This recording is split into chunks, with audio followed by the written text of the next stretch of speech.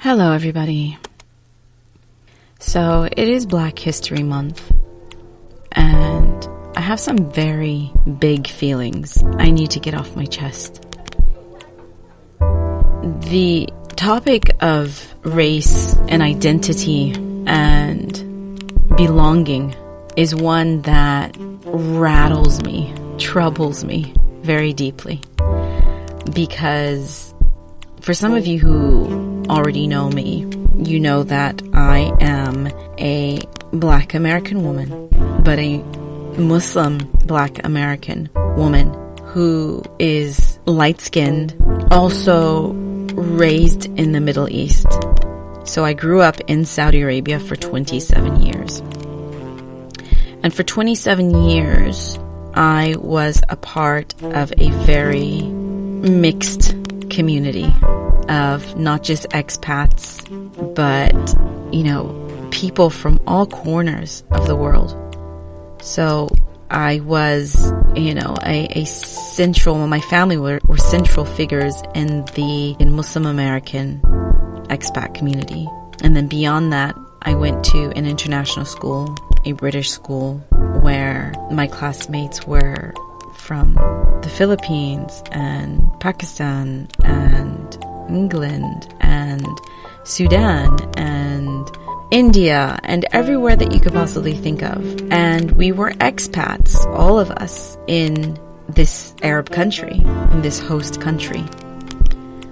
And then outside of that, of course, was the dominant Saudi culture, to which we all kind of vibed and, was very much a makeup of our identity as well. We didn't just listen to current music of that time. We listened to Arabic music, and we, spoke our own version of what is equivalent to Spanglish. We spoke our own version of Englishized Arabic. And that was my identity. That was a huge part of my identity, where being the complexion that I am, I was able to fit in right along with everyone that I was friends with, whatever their cultural background was. From a very superficial physical outlook, I wasn't differentiated in any way. And so my blackness was never a prominent feature in my upbringing. And being Muslim and being part of the Muslim community, it wasn't anything that I was raised to celebrate in a way, because as a Muslim, we all were under the umbrella of Islam. And so whether you were white or black or in between, we were all brothers and sisters of the same religion. So it wasn't until I moved back to the United States for college, and I just turned 20, and that's a whole other story of why I was starting college at 20. But I went back to the States at 20. And it wasn't until I arrived as a semi-quasi-formed adult that I was faced with the issue of ethnicity, and everybody pressing the question to me, what are you? What is your background? What's your ethnicity? And kind of just really casual cavalier, I was not even thinking about it, would answer, I'm black. To be told, no, you're not. And I would say, yes, I am. And they would say, no, you're not. And we would have this little back and forth where it was then, well, where are you from originally? I get it, you're an American, but you're originally Arab, right? And I'd have to say, no, I'm from here. Yeah, I get it. Like, you have a passport, like, you've got, your citizenship, but like, your family, where were they from before that? And I would say, I'm from here, I'm black. Well, you don't look black, and you don't talk black, and you don't dress black, and you've got a foreign name, and you've got a funny accent. And the worst of it was when this black busboy that I worked with at a restaurant said to me, you're too sophisticated to be black. And that made me feel so deeply sad for him, but on behalf of all black people, that he was conditioned with this notion, this sort of brainwashing, this racist conditioning that he wasn't good enough, that black people were, a subspecies. And I couldn't possibly be black like him because I wasn't anything that he knew or could relate to in his life as being black. I don't know if I'm eloquent enough to really make sense of that exchange, but it kind of sent me in a spiral, because for the first time in my life, I was faced with an identity crisis where I grew up not really thinking about, having the luxury of not really having to think about race and who I am. In Saudi Arabia, I would tell people I'm American, and that was enough.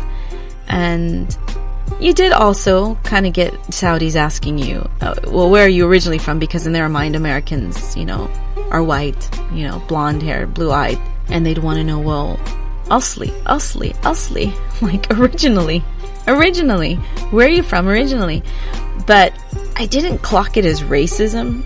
I just clocked it as a form of ignorance and an exposure to a broader community of Americans that they were only sort of exposed to through Hollywood and celebrity. But coming to America was just entirely different, because it meant that I wasn't accepted anywhere. I didn't fit in anywhere. I felt like I didn't have a place, because even though I'd grown up in this country, in Saudi Arabia, for the majority of my life, I wasn't Arab. I wasn't Saudi. No matter how much I had embraced the culture or loved the culture, I would never be accepted as one of them. And yet back in my own home country, I also felt like I had been out for so long that I wasn't accepted there either. And I didn't fit in there either. And today I feel very sad, if I'm honest. With all the events and things happening in the world, off the back of, the murder of Tyre Nichols, just having discussions, real hard discussions with my family, with my white husband, with my biracial teenage sons, and trying to put things in perspective and educate them on a lot of confusing notions, because my own children, my younger children, will even ask, Mama, you're black? And I'll say, yes. And they'll say, but Nana's so light. Nana's white. And I'll say, no, Nana's not white. Nana is fair, but she's black. And this is where my ancestry comes in. Because when I started out as a voice actor, and I wanted to find a niche for myself where representation mattered, I marketed myself as a mixed race American voice actor. But that bothered me. There was something about it that I knew was disingenuous, because mixed race to me means I have one black parent and then a parent of another ethnicity, white or otherwise. And that wasn't the case. Both of my parents are black. My mother is very light-skinned, very, very fair, but she's black. But a couple of my brothers did their ancestry. One went on 23andMe, one on Ancestry.com. And our racial genetic profile is almost split down the middle. It's almost 50-50, which technically would make us biracial. Except for one thing. Those white relatives, in air quotes, were slave masters.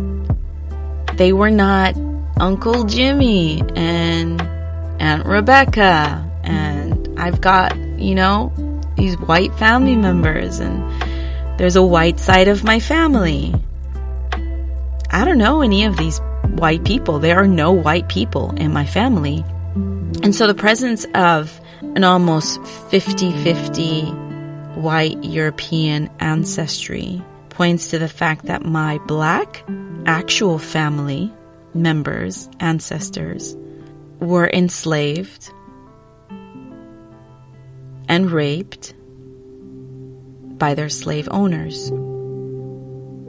And so when people look at me and say, well, you don't look black, or say, well, you're mixed race, to me, it is a very hurtful, very misleading characterization of my actual self. But yet, I've never been able to connect with my black community.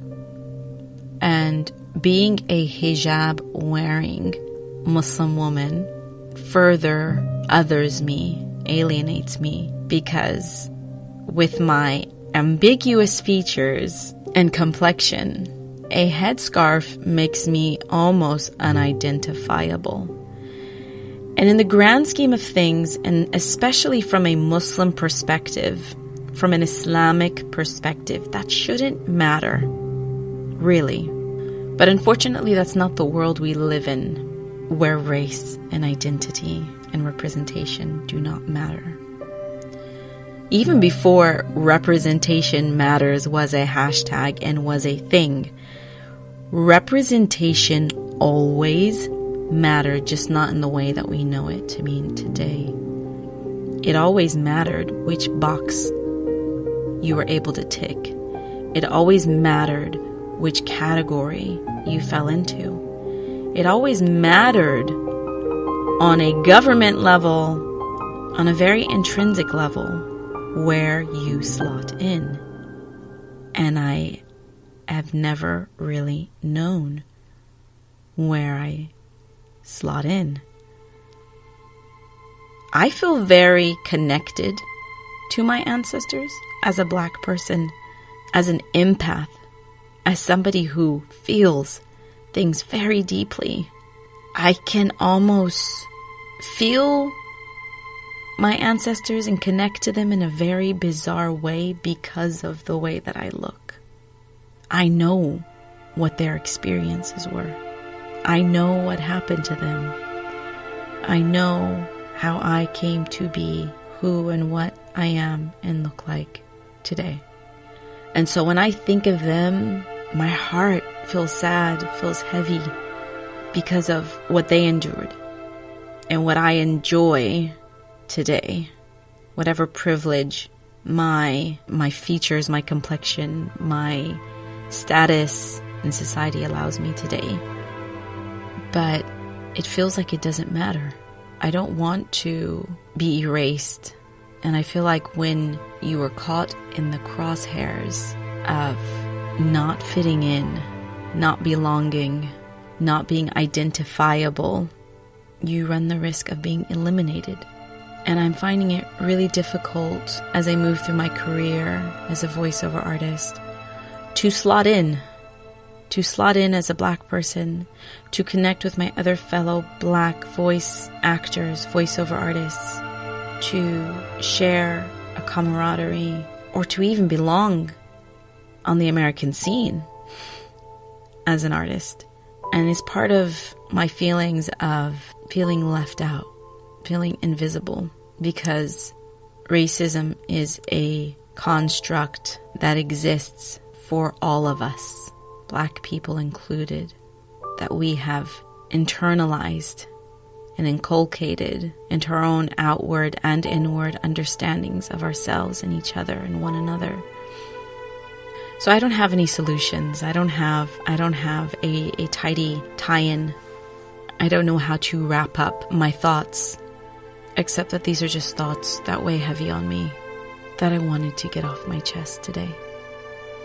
I hope for humanity going forward that we arrive at a place in our near future where our past is acknowledged, is embraced, is held close and loved and cared for, and we embrace all parts of it, and we embrace therefore each other, and we give space to those who have been hurt, left out. Those are my thoughts for today. Thank you for listening.